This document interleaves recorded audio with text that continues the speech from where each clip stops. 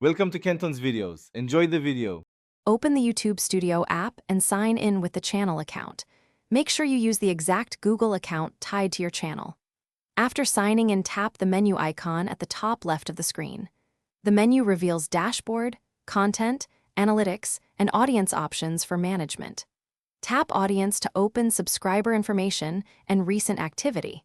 If you do not see Audience, update the app and try again before continuing. In the Audience tab, tap Recent Subscribers to open the subscriber list view. The list displays each subscriber name, subscriber count if public, and subscription date. Note that YouTube shows up to 100 subscribers from the last 28 days in this view. If a person keeps their subscriptions private, they will not appear on this list. Scroll through the list to review new followers and tap a name to visit their channel directly for more context. Use the filter control when available to change time frame and sort order. Filters sometimes allow you to show the most recent or the most engaged subscribers.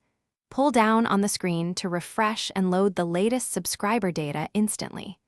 Remember that only public subscriptions appear, so your total subscribers may exceed the list count. If you need a longer history, use YouTube Analytics on desktop for exportable reports and detailed trends beyond 28 days.